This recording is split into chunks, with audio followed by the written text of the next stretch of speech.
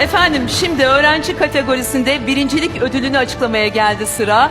Hemen büyük bir heyecanla arkadaşlarımızdan rica ediyorum zarfımızı yine Sayın Yıldız'dan açmalarını ve birincimizi açıklamalarını. Buyurunuz efendim.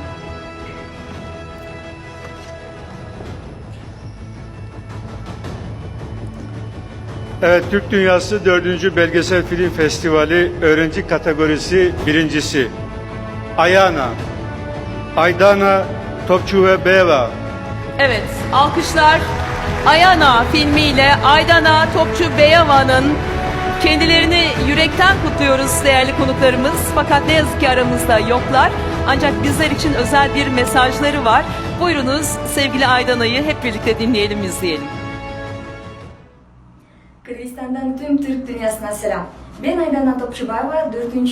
Türk Dünyası Belgesel Film Festivali'nde birincilik ödülü kazandığım için şu an çok mutluyum.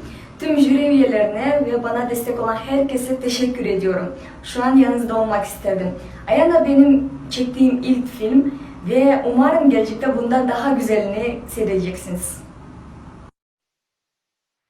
Evet, sevgili Aydana Topçubeyeva'ya çok teşekkür ediyoruz. Gönderdiği mesaj için de aynı zamanda. Efendim hep birlikte toplu halde bir fotoğraf çekmek isteyeceğiz. Öğrenci kategorisinde 3. ve 2.'mizle belki Ayana'nın da arkadan şöyle filmini fotoğrafıyla birlikte kareye alabilirsek eğer.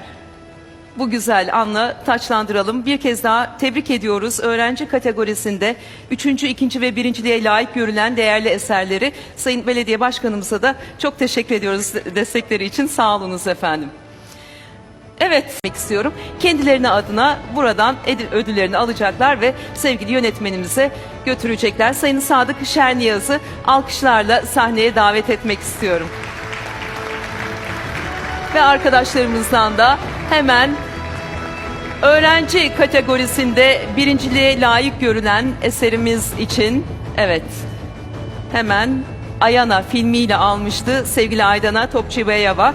Kırgızistan Eski Kültür Bakanı Sayın Sadık Şerniyaz kendileri adına bu ödülü alıyorlar. Sayın Topsakal'dan bir kez daha kendilerine teşekkürlerimizi ve tebriklerimizi sunuyoruz. Yolu uzun, başarıları daim olsun. Buradan da sevgilerimizi, selamlarımızı gönderiyoruz. Çok teşekkür ediyoruz efendim. Ben Kırgızca söyleyeyim.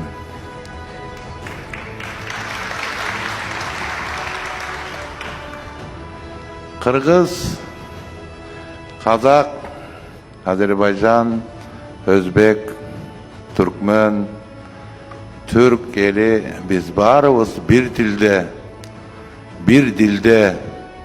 bir dinde yürgün kişilerimiz. Ben senlerge bir gana söz aytam Türkçe. Teşekkürler.